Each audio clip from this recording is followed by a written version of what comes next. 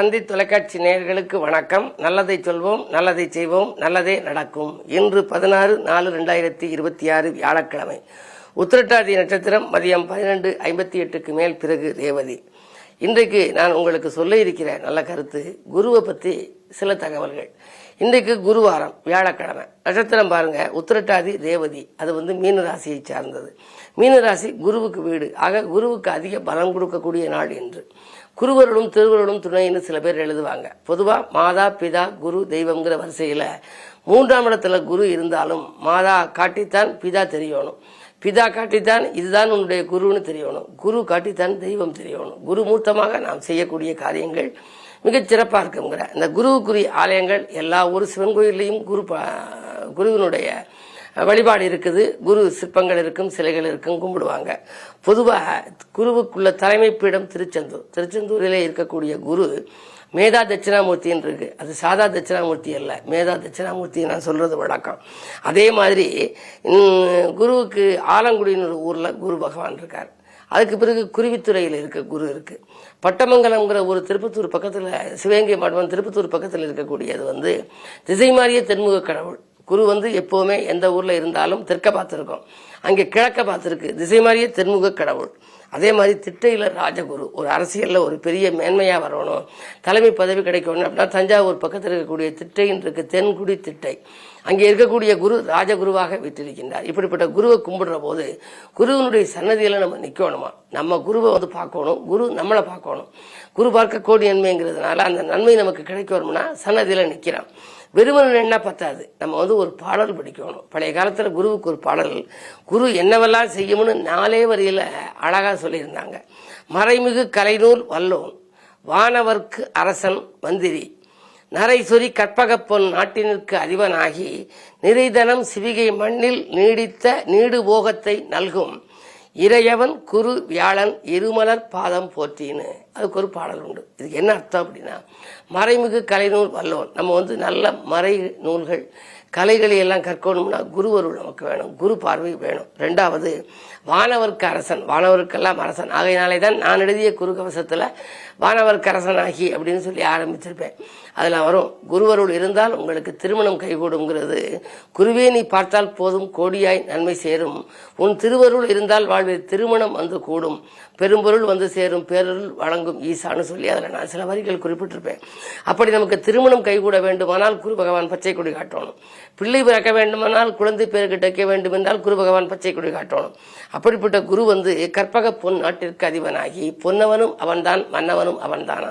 குரு உச்சம் பெறுகிற காலத்தில எல்லாம் தங்கம் வெள்ளி நினைக்க இயலாத அளவு விலை உயரும். 2006 450 ரூபா கிராம் வித்துச்சு தங்கம். அப்ப நான் தினத்தந்தி பத்திரிகையினுடைய அந்த மலர்ல, வருட மலர்ல எழுதியிருந்தேன். முதல் பக்கத்திலே போட்டிருந்தாங்க படம் போட்டு, இது மாதிரி நினைக்க இயலாத அளவு தங்கத்தின் விலை உயரப் போகிறதுன்னு எழுதியிருந்தேன். இப்ப இன்றைக்கு ஒரு கிராம்னு எடுத்துக்கிட்டோம்னா 13,000 14,000 வந்துகிட்டு இருக்கு, லட்சக்கணக்கில் வந்துருச்சு ஒரு பவுன்.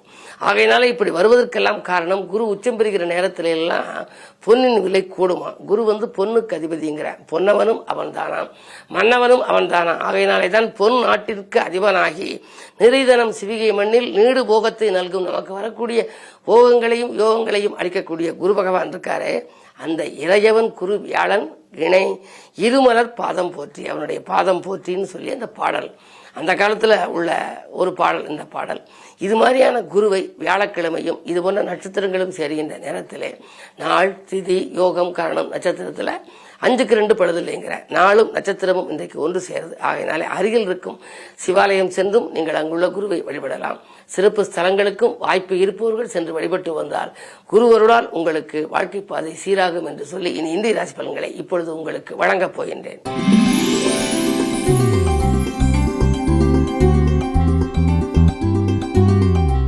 மேசராசி நேயர்களே, உங்களுக்கு இன்று பயணங்களால் பலன் கிடைக்கும் நாள். பக்குவமாக பேசி காரியங்களை சாய்த்துக் கொள்வீர்கள். பிள்ளைகளாலும் உங்களுக்கு பெருமைகள் சேரும். பஞ்சமாதிபதி சூரியன் ராசியில் உச்சம் பெற்றிருக்கின்றார். எனவே நினைத்தது நிறைவேறும். பூர்வீக சொத்து தகராறுகள் அகலும். பஞ்சாயத்துக்கள் சாதகமாக முடியும். இன்று வெற்றி வாய்ப்புகள் வீடு தேடி வருகின்ற நாள் என்பதை நினைவில் கொள்ளுங்கள்.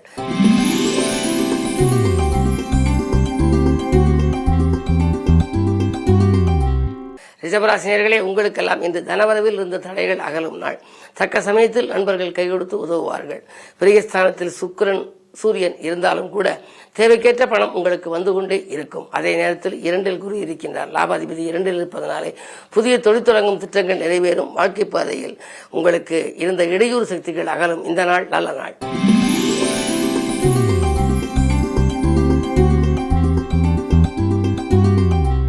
மிதுனராசினியர்களே, உங்களுக்கெல்லாம் இன்றைக்கு வாழ்க்கை தேவைகள் பூர்த்தியாகின்ற நாள். பொதுநலத்திலே ஆர்வம் காட்டுவீர்கள். உறவினர் வருகையால் உள்ள மகிழக்கூடிய நேரம் இது.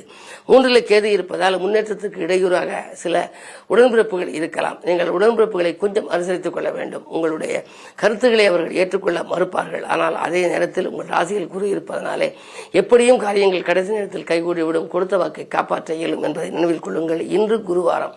குருவை வணங்குவது நன்மை தரும்.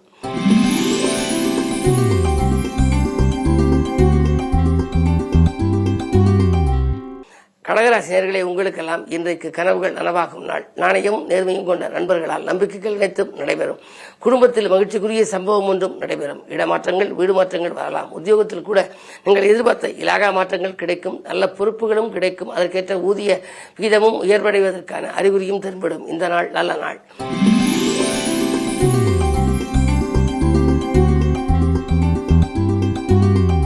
சிம்மராசினியர்களே, உங்களுக்கு சந்திராஷ்டமம். எதை செய்தாலும் நீங்கள் யோசித்து செய்ய வேண்டும். இறைவனை பூஜித்து செய்ய வேண்டும். இறை நாமத்தை வாசித்து செய்ய வேண்டும். தானுண்டு தன் வேலை உண்டு என்று இருக்க வேண்டும். அது மட்டுமல்ல, தர்ம காரியங்களில் உங்களை ஈடுபடுத்திக் கொள்ள வேண்டும் என்று நீங்கள் நினைக்கலாம். ஆனால் அந்த எண்ணங்கள் எல்லாம், எந்த எண்ணத்தை நீங்கள் நினைத்தாலும் சரி, அந்த எண்ணங்கள் ஈடேறுவதில் சற்று சிரமங்கள் இருக்கும். முயற்சிகள் குறுக்கீடுகள் வந்து கொண்டே இருக்கின்ற நாளாக இந்த நாள் அமைகின்றது. வியாபாரத்தை மாற்ற வேண்டும். ஏதாவது ஒரு புதிய முயற்சிகள் எல்லாம் வெற்றி பெற வேண்டும் என்றெல்லாம் நீங்கள் நினைப்பீர்கள். சந்திராஷ்டமம் என்று வருவதனால் இன்று முழுவதும் நீங்கள் இறை வழிபாட்டில் கவனம் செலுத்துங்கள். சந்திராஷ்டமம் விலகிய பின்னால் அல்லது அது முடிந்த பின்னால் நீங்கள் செய்யும் முயற்சிகளில் உங்களுக்கு வெற்றி கிடைக்கும். குறிப்பாக இன்று குருவாரம் என்பதனாலே குருவை வணங்குவது நல்லது.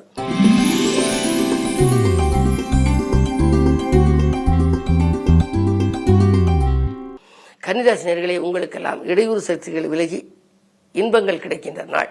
இன்றைக்கு 10இலே குரு இருக்கின்றார். குருவின் பார்வை 2இல் பதிவதனாலே வாக்கு, தனம், குடும்பம் என்ற இடம் புனிதமடைகின்றது. கொடுத்த வாக்கை காப்பாற்றுவீர்கள். கொள்கை பிடிப்போடு செயல்படுவீர்கள். குடும்பத்தில் நல்ல முன்னேற்றங்கள் கிடைக்கும். ஆரோக்கியம் சீராகி ஆனந்தப்படுத்தும். எதிர்பார்த்த அளவுக்கு உங்களுக்கு வருமானமும் வந்து சேரும். இந்த நாள் நல்ல நாள், வளர்ச்சியான நாள்.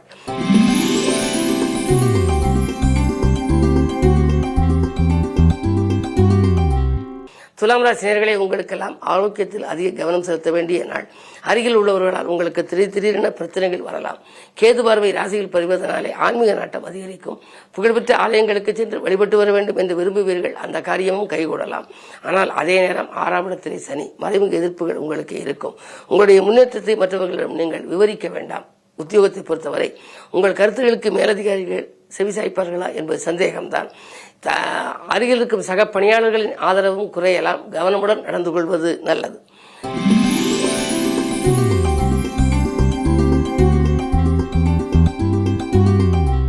விருச்சிக ராசினியர்களே, உங்களுக்கெல்லாம் இன்று தடைகள் தானாக விலகும் நாள். தன்னம்பிக்கையும் தைரியமும் உங்களுக்கு கூடும். 6இல் சூரியன் இருக்கின்றார். எனவே உங்களுக்கு உத்தியோகத்திலே நல்ல முன்னேற்றங்கள், ஊதிய உயர்வும் பதவி உயர்வும் கிடைப்பதற்கான அறிகுறிகள் தென்படுகின்றன. குரு 8இல் இருப்பதனாலே பயணங்கள் பலன் தருவதாக அமையும். புதிய வாகனம் வாங்க வேண்டும். பழைய வாகனம் பழுதாகி செலவு வைக்கிறதே, அதை கொடுத்துவிட்டு புதிது வாங்கலாமா என்று சிந்தித்தவர்களுக்கு அது வாங்கும் யோகம் உண்டு. 4இலே ராகு இருப்பதனாலே தாய்வழி ஆதரவு திருப்தி தரும். வீடு இடம் வாங்கும் போது அல்லது கட்டுவது, கட்டிய வீட்டை பழுது பார்ப்பது போன்றவற்றில் கவனம் செலுத்தக்கூடிய நாளாக இந்த நாள் அமைகின்றது. இன்று குருவை வணங்குவதன் மூலம் நன்மைகள் அதிகரிக்கும்.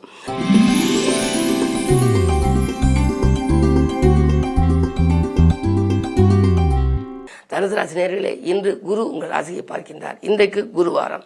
குருவுக்குரிய விதத்திலே உத்திரட்டாதி, ரேவதி என்ற நட்சத்திரம் குருவினுடைய வீடான மீனராசிக்கு உள்ள இடத்திலே உள்ள நட்சத்திரங்கள். எனவே இன்று நீங்கள் குரு வழிபாட்டை மேற்கொள்ளுங்கள். சிறப்பு வழிபாடுகளை மேற்கொண்டால் செல்வ நிலையில் உயர்வு கிடைக்கும். அதே நேரம் 4ஆம் இடத்தில் சனி. ஆரோக்கிய தொல்லைகள் வரத்தான் செய்யும். மருத்துவ செலவுகள் உண்டு. இருந்தாலும் மனக்கலக்கம் அடைய வேண்டாம். என்ன இருந்தாலும் குரு பார்ப்பதனாலே காரியங்கள் கடைசி நேரத்தில் கைகூடிவிடும். சோதனைகள் எல்லாம் சாதனைகளாக மாற வேண்டுமானால் குரு பார்வை தேவை. பிள்ளைகளின் கல்யாண முயற்சிகளில் கைகூடும். குறிப்பாக வரன்கள் வந்து வாயில் தேடி வந்து திரும்புகிறதே என்று கவலைப்பட்டவர்கள் கை நழுவி சென்ற வரன்கள் கூட மீண்டும் வரலாம். பணப்பொறுப்பு சொல்லி வாங்கி கொடுத்த தொகையும் கிடைக்கும். இந்த நாள் நல்ல நாள்.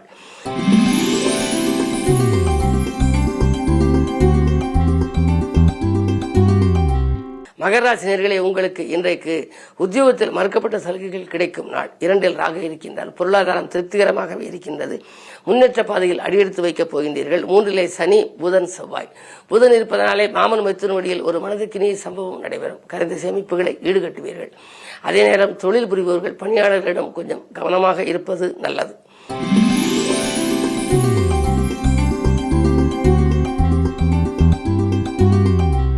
கும்பராசினியர்களே, உங்களுக்கெல்லாம் நண்பர்கள் மூலம் நல்ல தகவல் கிடைக்கும் நாள். வரும் சந்தர்ப்பங்களை உபயோகப்படுத்திக் கொள்ளுங்கள். ஆதரவு கரம் நீட்டுபவர்களின் எண்ணிக்கை அதிகரிக்கும். நிச்சயித்த காரியம் நிச்சயித்தபடியே நடைபெறும். பொருளாதாரம் திருப்திகரமாகவே இருக்கின்றது. தொலைபேசி வழி தகவல், அதிகாலையில் வரும் அலைபேசி வழி தகவல் உங்களுக்கு ஆதாயம் தரும் தகவலாக இருக்கலாம். அயல்நாட்டில் உள்ள நல்ல நிறுவனங்களிலிருந்து கூட உங்களுக்கு அழைப்புகள் வரும். உத்தியோகத்துக்கு நீங்கள் முயற்சி செய்திருந்தால் அந்த புது முயற்சிகள் வெற்றி கிடைக்கும்.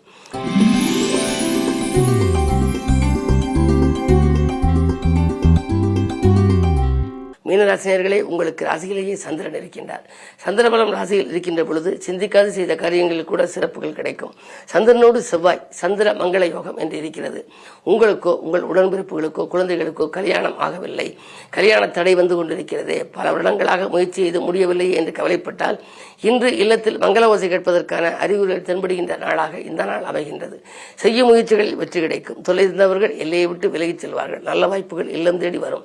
அதே நேரத்தில் சனி ராசியில் இருப்பதனாலே மந்தன் செய்வதைப் போல மகேஸ்வரன் கூட செய்ய மாட்டார் என்பார்கள். எனவே இன்றைக்கு நீங்கள் செய்யும் ஒவ்வொரு செயல்களிலும் உங்களுக்கு வெற்றியும் கிடைக்கும், பாராட்டும் கிடைக்கும். இந்த நாள் நல்ல நாள். மேலும் விவரங்கள் அறிய தினத்தந்தி படியுங்கள்.